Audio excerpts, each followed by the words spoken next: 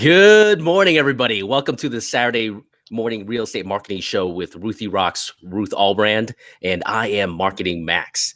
Today, we actually are doing a variety show this morning and have a returning guest. She was on our show before as a home warranty specialist, but now is doing some interesting stuff around movies, screenwriting, and film. I think it's Mrs. Camie Mosley, right, Camie? It is, yes. Okay, good. Mrs. Camie Mosley, welcome back. Thank you for being on the show. But before we get to Camie and the topic for today, Ruth, what is happening in Las Vegas? Oh my, we have about 21 days of inventory, Max. And we have 2,696 condos, townhomes, and single family homes available.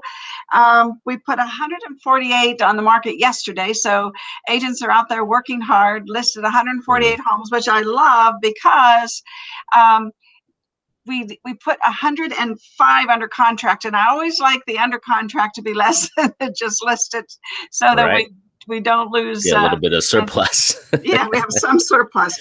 But the agents closed 170 transactions yesterday. Congratulations, that's wonderful. It's wonderful. And we are averaging this month 142 sales a day, which is awesome. We're 81% ahead of last April, which right after the pandemic hit. The first part of April was okay, but now we're slimming down when we look at last year's stats because of the pandemic. We ended up through the 24th selling 1,791 homes, which was an average of only 78 homes a day for those 24 days in April. And this April, we're doing 142 homes a day. So you can see almost double. Huge increase. And then year to date, we've done 15,074 homes versus last year we did 11,419 homes. So we're actually 30% ahead of last year overall. So that's really cool. One of the things that I want to bring to everybody's attention today, and I put a star over here, Max, because people wonder what's going on in this market? Why is there such a frenzy? Well, one of the many reasons, of course, is the low interest rates on the buyer and the seller side. But the other thing is that sellers are selling right now, and they're selling because if you look at my chart, if you bought your home in 2015, you've gained $148,000 in equity between the principal reduction and the appreciation. So people are they're selling, they're looking at their equity, and they're saying, wow, we can go take this equity, buy a home at a reasonable interest rate, 3+ which is amazing. So they're saying it's time to sell, it's time to buy because we want to upgrade, or we want to downsize, or we want to invest, we want to buy a newer home, or we just want our cash. So there's so many compelling reasons now for sellers to sell. And then the backlog of buyers, the pent-up buyer is there. And of course, we are getting multiple offers. People are offering more than list price, and there's a lot that the agents are contending with. And this business can be really, really a 24/7 job in this kind of a market because, you've got multiple offers. You get kicked out of this one, you go make another one, and there's a lot. I mean, our offer now is 14 pages with all the additional documents. So, it's you got to start all over from scratch almost every day if your offers don't get accepted. So it's quite frenzy out there. It really is. And, do you have the statistics of net inflows now of residents to Nevada versus outflows? I don't. I look every day for Applied Analysis to come out with that number. But the California buyers are coming. We know that. And buyers from other states are coming as well to avoid every time the media talks about tax increases, people look for other places that don't have high taxes. Texas, Florida, Las Vegas, Nevada, so and there's people up in the Reno area. They have like just a couple weeks of inventory because of the influx of the California buyers. Northern California buyers. In March, the Reno Sparks area, that median price was $485,000, which was up 8% from February. And then if you look in Reno, Reno, it's 515,000, up 11% from month over month. And in Sparks, 446,000, I know. and that's up 7%. And some of the agents up there are reporting, that half of their offers are cash. These people from California, because we butt right up against California, Right. everybody. I think it's only like 3.5 hours away from San Francisco, or almost 4 hours or something like that. Yeah, something like that.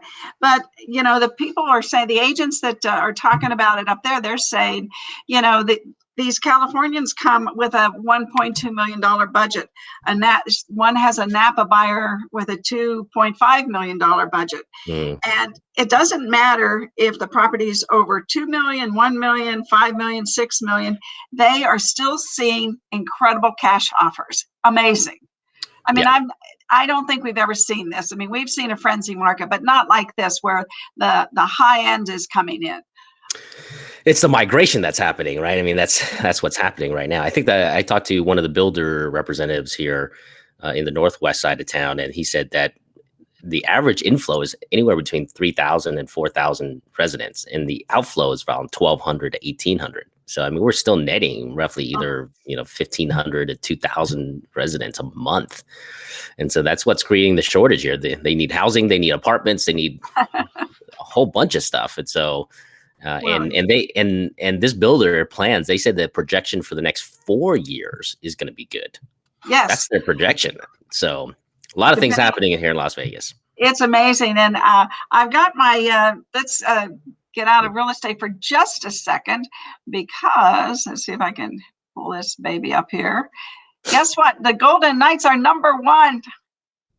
And Yes. there's a game tonight at 6:00. They're playing in Los Angeles, but right now we're scheduled to be in the playoffs in our division.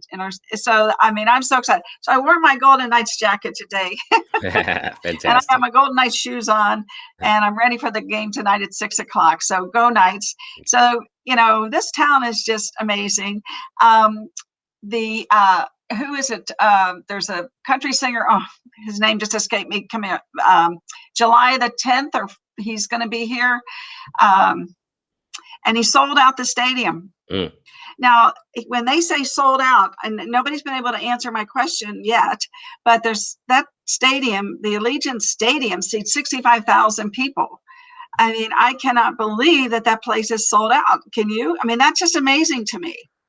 Possibly. I mean, if the country singer is big enough, he can fill it. It could be 75% capacity or something like that. But also, Dave Chappelle is coming to Las Vegas in September as well. If you're a comedy fan. Yeah, and of course, the Raiders are coming. So everybody's coming right now. The other thing I want to say real quickly, so we can get Camie on here, is the World Resorts is going to open, and they hired 6,000 people. And if everybody remembers the stats from when we were like tearing down casinos and building them almost overnight. So for every room, and if there's 3,500 rooms in the World Resorts, the stats tell us that creates 2 to 3 jobs in the outside sector of the casino industry. So that's another 4,000 plus jobs. Right. Yeah. So we're just cooking. We are just cooking. This town is on fire right now. It's literally on fire. It is on fire. Yes. And Camie, you want to bring Camie up? Here she comes. Ruth likes to talk to herself every once in a while. She's controlling all the buttons here. Welcome, I'm just excited. All right, welcome back to the show, Camie. Thank you. Right. Let me adjust there here. We go. Perfect. Okay, Perfect. cool. So this is actually an interesting topic. I'm a film / I'm from Southern California, and every young person's dream in Southern California is to enter the film industry. Right. I would say it's the Hollywood industry, but I can tell you with technology and the internet and YouTube and all this stuff, it's not just restricted to Hollywood anymore. I think a young film creator can be anywhere probably in the world and use a platform like YouTube and some of the other distribution channels that are very inexpensive to create some type of content that can lead them into something. So, but before, I'm interested, I'm curious, Camie. So give us a little bit of background here. right? You were on the show as a home warranty specialist. And I know at the time you were taking care of your family and also doing at night, this is the side hustle business, right? Screenwriting, is that right? Screenwriting and Yes. writing some movies. So tell us a little bit about that. And then how did you come about into the screenwriting process? Well, I've been a writer my whole life. There were two things I always wanted to do. I wanted to write or become an attorney. And I didn't become an attorney.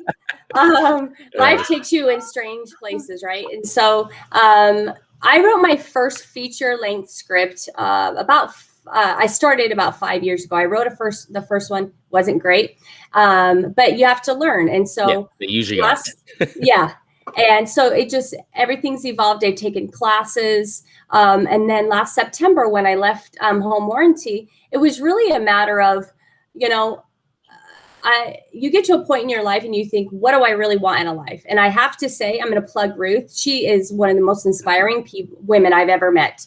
And we formed a great bond and a friendship. And I'm looking at her and going, she is so excited to get up in the morning and do what she does. I want that. And I just went for it. People who don't take risks, there's no rewards. And I'm a risk taker. And I just decided it was time. And I have a background in sales. I have a background in event planning. And it was just time to take the dive. I have the full support of my family. And it's been an amazing journey so far. Right. So what kind of a genre are you writing? Well, if you look at me, you would maybe think rom-com or something, but no, I'm a horror writer, horror, thriller, crime. I'm actually just submitted. I worked on a TV pilot that was more of a crime thriller. I'm a horror specialist, if you will, a genre specialist. So that is where I focus most of my efforts. Okay. So thriller, suspense, not necessarily slasher, jump up and scream type of. No, I really like dark psychological, more dread driven than jump scare or too much gore. So if you've heard of Ari Aster, who blew up Sundance a few years ago with Hereditary, I love Jordan Peele's work, Get Out and Us. Yeah. Those are the people I'm emulating right now but I love the supernatural as well. But I like I like material more about the human condition, more about the dread that we sometimes bring on ourselves and the horror that we invite into our own lives. Okay. Wow. Now, so from a writing experience, where are you drawing kind of the inspiration or the emotion, the feelings that come with that, right? Because one of the greatest writers, they're able to capture that, those moments, right? Right. I would, a lot of it is life experience. It's not a misnomer that writers write what they know.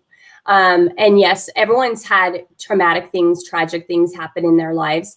And a lot of it, I draw inspiration from the films I watch, from the scripts I read, from directors, from other writers that I study. And some of it, I intermingle my life experiences with those inspirations. And honestly, a lot of it last night, stuff just pours into my head and I have to write it down. This would be a good story idea. This would be a good story idea. So it just kind of channels. I know that sounds strange, but anyone that does any kind of creative or artistic, has an artistic mind, sometimes those ideas are just flowing. And that's where a lot of that comes from, intermingled with life experience for sure. Yeah, you got it. And this is a topic that, any aspiring writer, and this is for anybody that wants to create anything, right? There's always these what I call voices in our head, right? The voices of self-doubt, the voices of this isn't good enough. What are you trying to do? How are you, as you're beginning this process, right? How are you quieting those voices and just refocusing your efforts on actually just creating? I am actually really fortunate because I had taken this class called paid writing assignments. So as a writer, you can look for a writing assignment, you sign up for a bunch of websites, and you can pick one and submit your work. And it can be very daunting because it's a big pool, of writers out there. I was lucky enough through that class to learn how to really get out there on social media, which I know Ruth is a big proponent of. And LinkedIn is a huge place for filmmakers and producers. And it's amazing who you can connect with. And I connected with a mentor who lived in Hollywood. He's made several films. And he just started mentoring me. And I actually listen, believe it or not, and Ruth will love this, motivational videos on YouTube about not to quit. And when it's the darkest, to keep going and to pursue your dreams. You know, there's this one I listened to on YouTube, and forgive me, I can't reference it exactly, but he says most people get a job, they earn a living, and then they die. These are not risk takers. And that's a direct quote because I've listened to it so many times. So for me, when I feel down or when I feel like I'm not, you know, oh, I'm horrible, why am I doing this? I listen to those motivational videos, and that puts me back on track. And my mentor is like, hey, have you been listening to these? Have you been listening to these? And that's been a huge part of it, a huge part of it. Oh, well, that's good. I think people don't realize that, you know, we have moments of doubt, you know, about our direction, and many things, many factors influence our psyche, if you will. And little things that you think, I mean, sometimes for instance, in my business, an agent will get disappointed because I didn't get back to them soon enough, something that's small.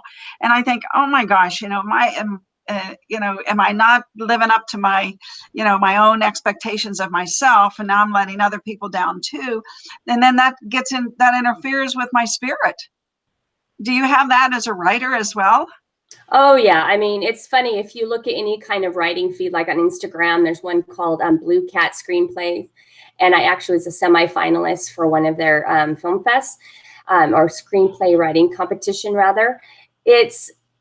There's always motivational stuff on there because writers are probably some of the hardest people on themselves, because 1 minute you're up here and you won this contest or you're a finalist and everything's great. And then the next day you weren't even in the semi. I mean, you got nothing. You weren't in official selection. You got nothing. So there's a lot of up and downs. So to try and normalize that, or to try and, you know, weed out all that doubt that Ruth's talking about, I think a lot of it is just going, I'm doing something I'm passionate about and I love.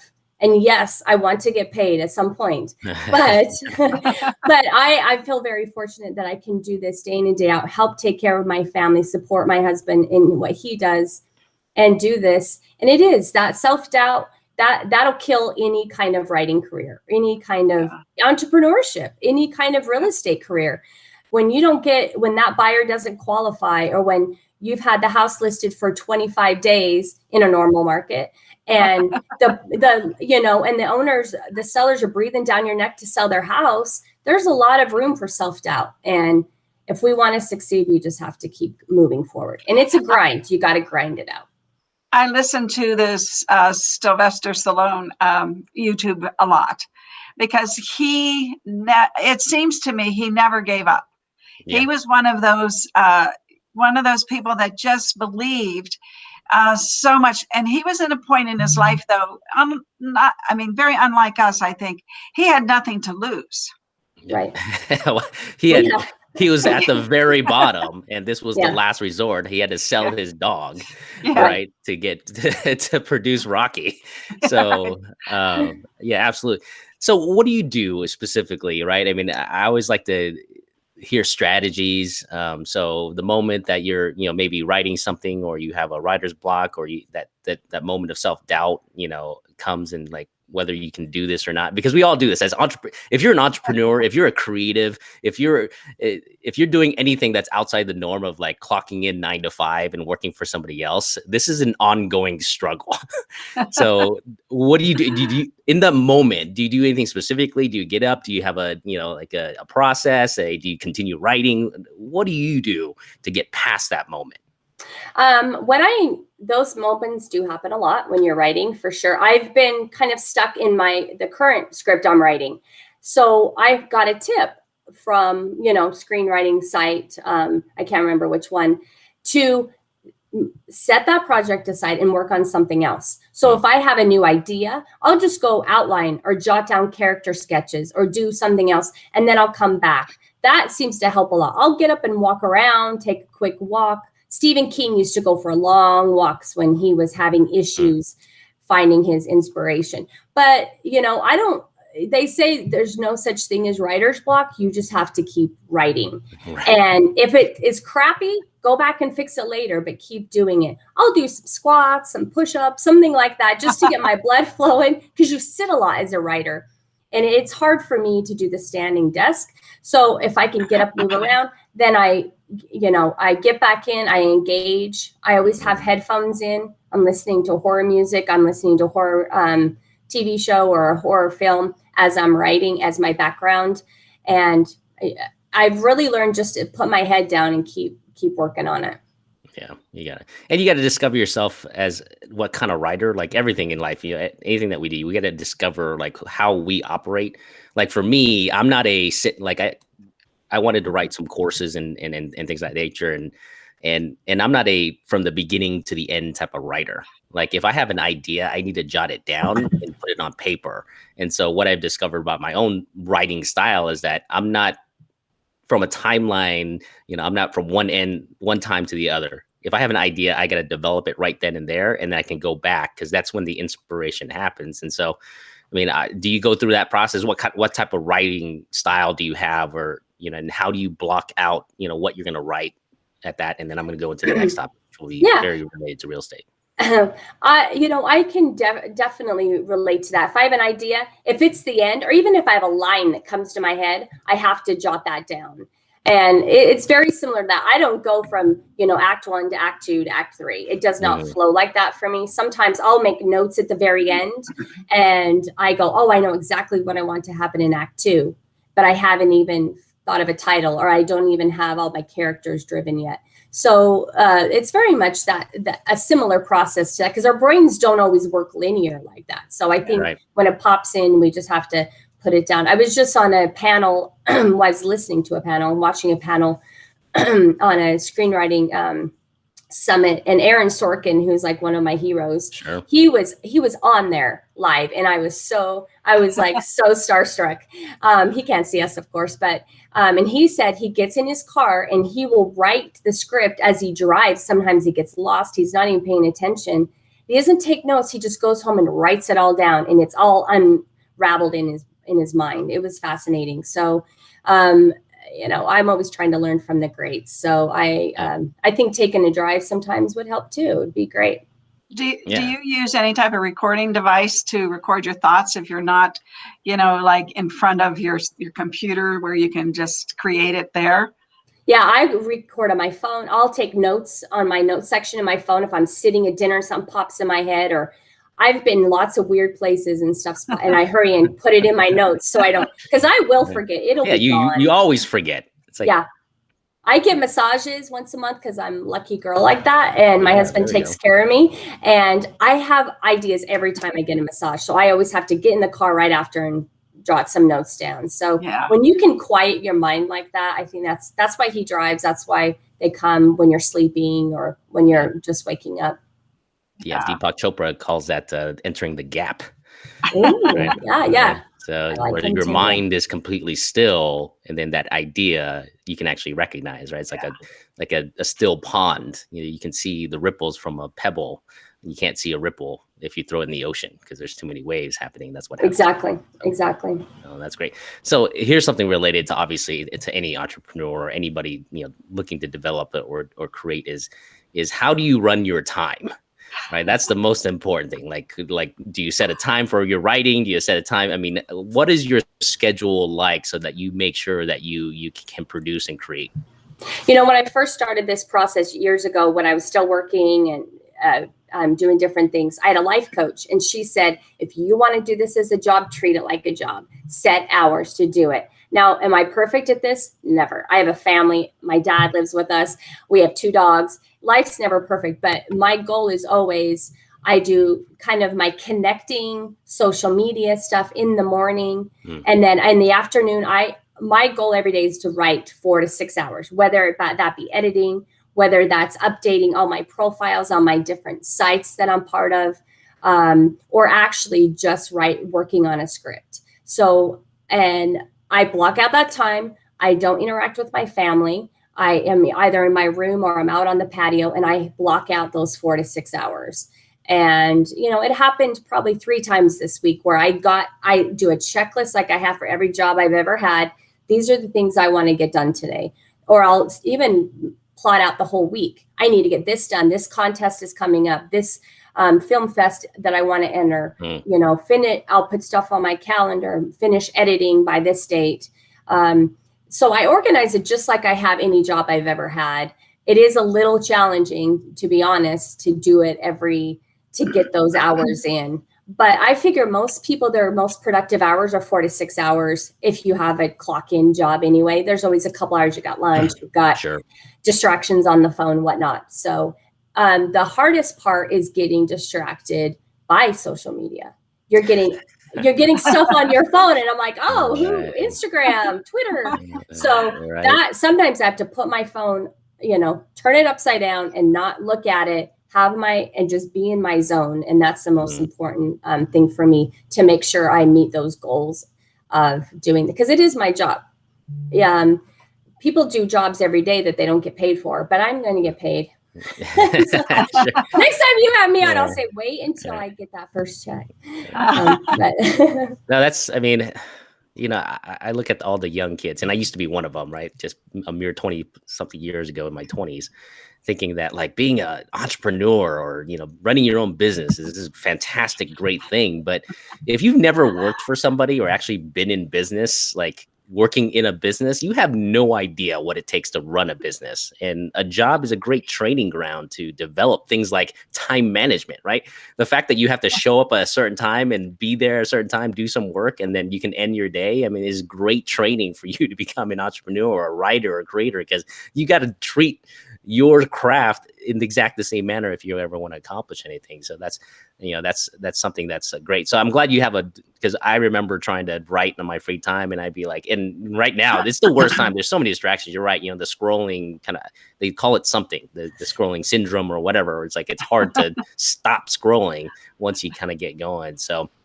Ruth, at the beginning of the show, or before the show, was telling us about how you were, found a little bit of success in like the Austin Film Festival. Tell us a little bit about that and what that is all about, and and what your part was in there. This is actually the Austin After Dark. Austin Film Festival would be amazing. That's like almost Sundancey. That's some of the top tier. Right. But not to put any damper Austin After Dark, because it's an amazing festival, and the festival directors, he's awesome. He also runs one in Oregon that I was part of as well. So what they are doing this year that's so cool, I was a finalist. I did not win Best Horror Screenplay, but being a finalist is pretty awesome. And they invited screenplay writers or script writers, any finalists, to come, and you can bring in actors, and they've connected us with actors. And I'm going to Austin on the 14th of May. And they're actually acting out our scripts live on stage and recording it for us. Oh, wow. That's fantastic. Oh, my gosh, Camie, that's so fantastic. excited. And I have to run it all. I'm not a director, but at some point I probably will end up being one. But I had 3 actors come on. I did a Zoom call yesterday, and we read through the script, which I've never done out loud with other people. Just like my software will read it for you.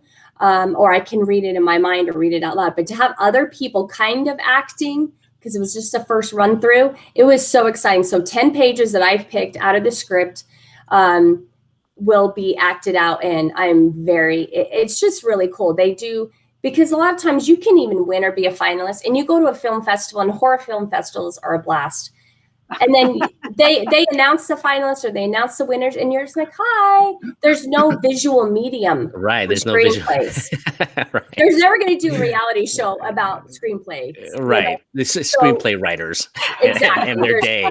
No, it's. Yeah. My kids are always like, Mom, that's never going to happen. No one wants to watch you write on type on your computer. But So this was a really cool idea. I've heard of other film fests doing it, but just to be a part of this, I'm so excited. And they're doing all the film screenings at a drive-in, which is really cool. And then this will be, cool. I can't remember the venue in Austin because I've never been to Austin, but I'm very excited. So it's pretty exciting. It's a pretty well-respected film fest. I think they're at least 10 plus years running. Anyone that has any kind of duration film festivals and they've had some success, pretty well respected. Oh, awesome. And well, next stop for you is South by Southwest, right? Yes, of course. So what's the community like here? You're locally here in Las Vegas, correct? I am. Yeah. Yeah. What's the community like here from a film perspective? I'm always curious about that. It is interesting because, I talked about the social media aspect that I do in the mornings, and there's a whole platform called Stage 32 for filmmakers, producers, directors, script writers, TV, film. It does any genre. And I've connected actually with people from Las Vegas there. And some of them are like, hey, I saw you were finalists for this. That's great. And beyond that, I have not, just connecting with some people online, I have not, interacted a ton. And I've actually looked at Las Vegas Film Fest, and I would love down the road to to become a film festival director and put on that hat as well. I think it would be a blast because you can recognize people and do things for the community and connect people that may not know how to do that. And, a lot of writers, I'm an extrovert mostly, but a lot of writers are introverts. And it's sometimes really hard for them to get in front of. That's why they're writers, because they can get in their own head and they don't have to interact really. But I'm kind of a hybrid, I guess. But so Las Vegas, you do have a lot of influence from LA and Hollywood, and mostly people I do meet are from LA because it's close. So, I'm hoping this summer to go connect with some people there. But, I think Vegas definitely in the coming years may change a little because you have, so many people from LA that actually will commute from Las Vegas. Yeah. Right. Because like Ruth was saying, because of taxes, because of the housing, and it's not that hard of a commute, obviously. So I'm hoping it'll start growing, and maybe down the road I can be a part of, more of that film, energy. Yeah, right. Yeah, let's start moving. Well, yeah. And to bring more, like, if you're an actor and, let's say you're a middle tier actor, not like the Tom Cruises making $20 million a year and you're doing 5 films a year, but 3 or whatever. But, middle tier, you're making $1 million, $800,000 a year. You live in California, 55% is gone. Right. All right. 13% right off the top. That 13% can get you, a really nice house here. In Las Vegas, if you're making $1 million a year in California, that's $130,000 a year. You can pay off your house in 5-6 years for the same square footage that you're getting in California. And you have to live here 6 months. Yeah, and you have, it does get hotter here, but the beach is still close. Sure. But the weather's beautiful. We've got palm trees. That's one of my favorite things about living here. So yeah, I think there, with all the crossover, and this is not new, Californians coming to Las Vegas, but I think influencing the film industry, and there are some small production companies in Vegas, but no, and the film fests here aren't that huge. Like I said, I think there's definitely room for growth on that, in that landscape. So right. Well, the reason go ahead, Ruth. Steve Wynn always said that he thought Vegas Strip was going to become Broadway. And the things that are going on in New York, you never know. Yeah, you never know. They said Broadway's never going to be. My daughter is a big musical theater. She's starring in Annie, by the way, which I'm very proud of her. Oh my gosh. She's Annie. But she said that she heard that same thing, that, Vegas is, because Broadway in New York may never look the same again. No. So it's got to go somewhere. And Vegas would be the perfect spot because we can draw the crowds and we can draw the talent. Right. We have everything here for them. Yep. It's much nicer here. Yes, there's no winter. Right. The reason I asked about the community is, one of the things, I have a really good friend that's film writer slash director and cinematographer. And he's always traditionally just gone the route of like writing a full screen. He's got one submitted right now. He's actually doing a TV pilot that got picked up by what is that company called? Adult Swim or something like that. Oh yeah. And he's working it. And he's been in Hollywood and working with a few other things, and he created a full feature. But I always wanted him, he has this one character that I love. And I'm not going to say it because hopefully he develops it.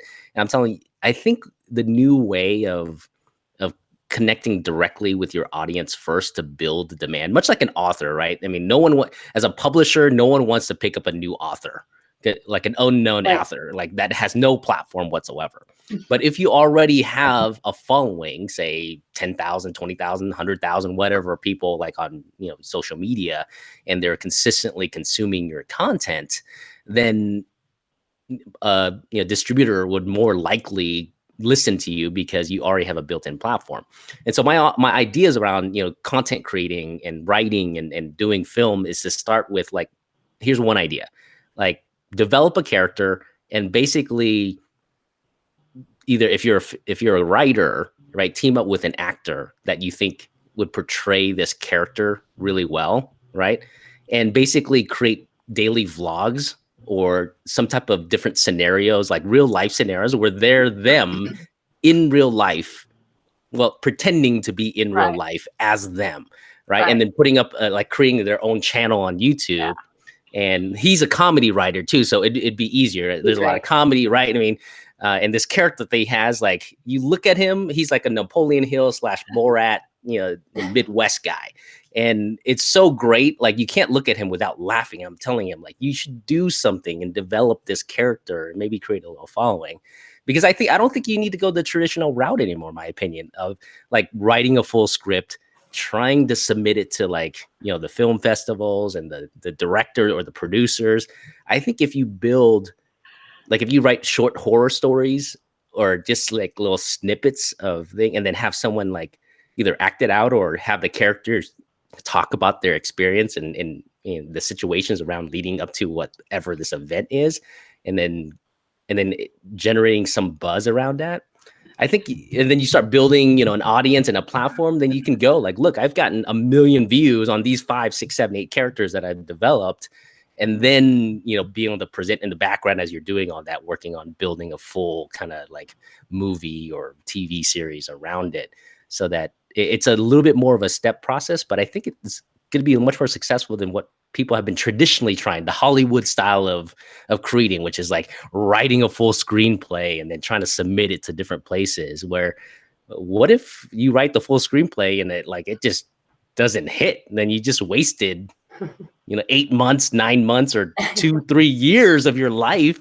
Where is it? Can you test your character or your idea, the premise of your story, into something more minute, and then test it within the marketplace and get an instant feedback from it, right? And then so that's kind of my ideas. I just went on a rant there, but I'm an idea guy. You asked Ruth, I have all these ideas.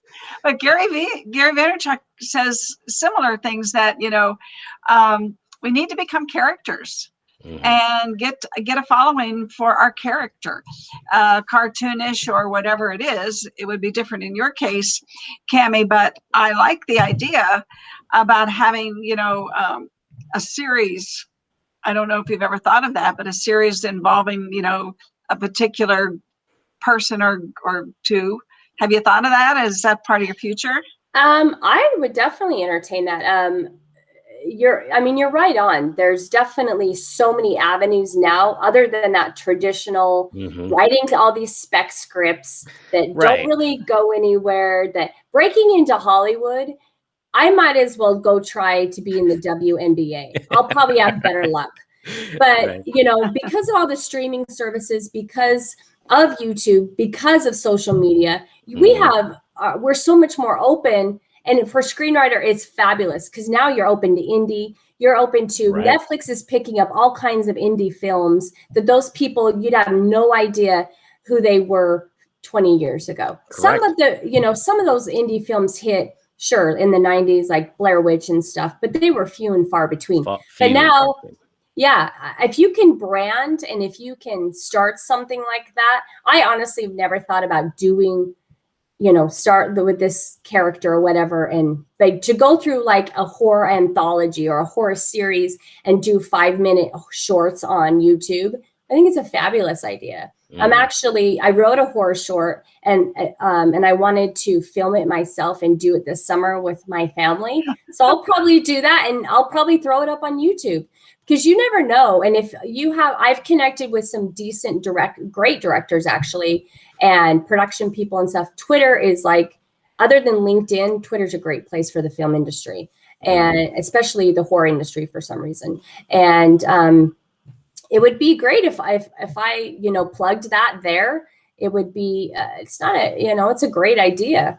If you're someone that likes being in front of the camera and if you can speak well and if you can be just like Ruth, be consistent.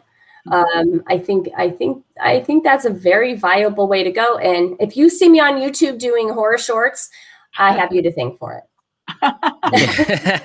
Because I think that's just the way to go to test something, right? So before social media, you pour your heart and soul and your life into a project, and then maybe for whatever reason the marketplace doesn't accept it, right? And that's why, I mean, related to real estate and building content, it's the same thing. We think we need to be this massive production thing where, we had to create something super beautiful and put it out there, and then people will come. Well, that's not how it's done, right? I mean, what you do is you do something very small, right? You test it. And if it doesn't work, you try another thing really small, and then whatever catches on, then you develop it, right? So as you are building characters around your writing, right, depending on what their role is and their place in your full screenplay, see if those characters connect in any way. Like have them experience the realm of the human condition in their own little world without necessarily interacting with anyone quite yet.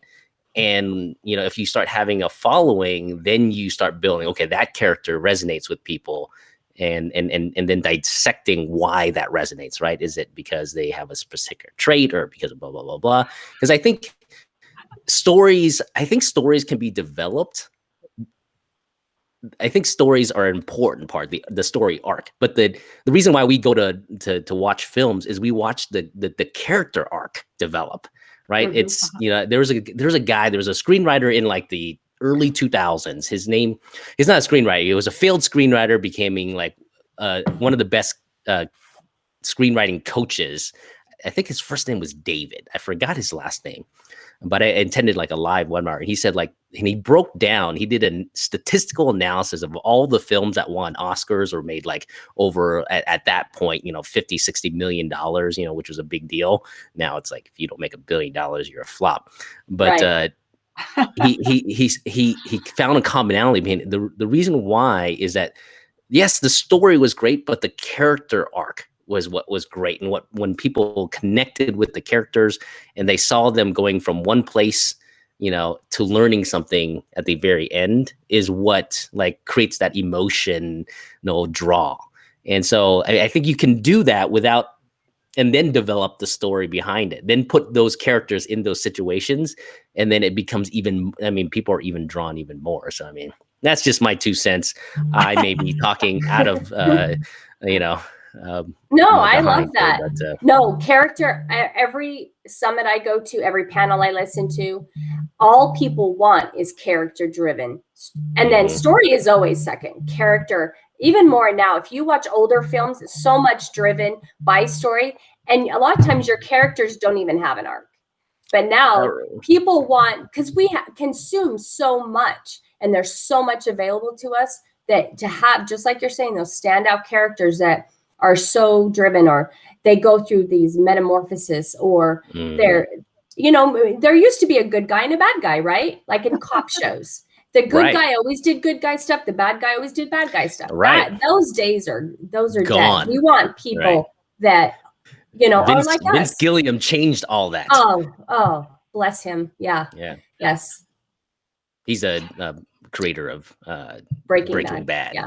Ruth. And, he was turned down by 4 studios, maybe more course. before AMC picked him up. Yeah. His story is pretty phenomenal. And man, what a fantastic study in TV writing. Oh, I love it. I mean, he elevated the game. Like, you can't even watch. And that was the one thing, like you said, that was the one thing I really recognized about that show is like, good people do bad things and bad people do good things too. It's not always this like, you're not always a bad person and you're not always a good person. That's not how life kind of actually works. And as we mimic, as the characters on TV or movies start mimicking more about what real life, it connects us with us more because there's a part of us that, wants to choke somebody sometimes or do bad things or take something or whatever. And the other parts, then there's other parts that, for the most part, we do good things. And so, man, characters, I think, are the primary. And you're right. We have sound now. That's why. Like back in the early days of movie creation, without sound, the story had to drive the thing. But the reason why Charlie Chaplin was so great was he actually, his character, he was able to create a character without speaking. Right. And connected with that character. And then he was in a story. Then he would be in something that did, something hilarious. But the character was what drove his popularity. So, no, this is all exciting stuff, Camie. I'm excited for you. We're running about 12 minutes in the hour. So what's next for you? And then end with how people get. And Ruth already put it up. How people get in contact with you, and maybe some aspiring actors, writers, producers, directors out there want to connect in the community here in Las Vegas. Reach out to Camie. Yes, I would love that. Actually, what I have on the doc right now, my mentor.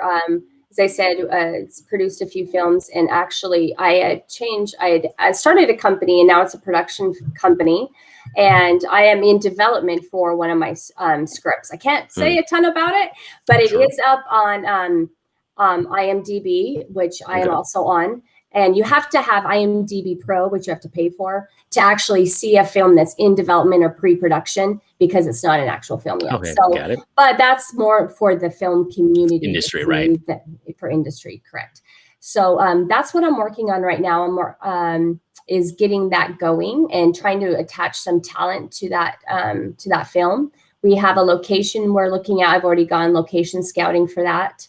And so we're on about the 6th rewrite. I'm meeting with my director next week. He's going to be in Paris editing a different film, and we're going to kind of scrub out the script yet again. Speaking of character, because if you want to draw a talent, you've got to have those dynamic characters and something interesting that they want to play. Right, exactly. Yeah, so working on that and working on another feature right now. And trying, I have a TV pilot and I have all the seasons. They call it a pitch Bible that I've worked on for a long time that I'm trying to get out there. And, down the road, I would love to get into TV as well. And, this film that I'm working on, it'll be out of my production company, which is very exciting. Hopefully you'll see me on Netflix one day and you'll see my production company and say, hey. And I'll say, please just watch it 5 times a day. Even if you're not watching, you just have it on your laptop playing. They don't know you're not watching. The TV might be better. I think, I would love TV. With movie theaters not being that big of a draw anymore, I think the whole series type, mini series might even work better, because once you fall in love with, I don't know if you've had it, once you've seen a really good movie, like you want to continue that story, you want to continue that, and you that's don't want what it to end. Right. And so TV would be great. As of right now, you still pretty much have to live in LA to be because you're on a team. There's a team of writers. You're in the writing room. You have to interact with the showrunner. But if someone hired me as to be a regular on a TV show, I don't think I'd turn them down. Fantastic. Yeah, I would find a little spot in LA to live during the week or something.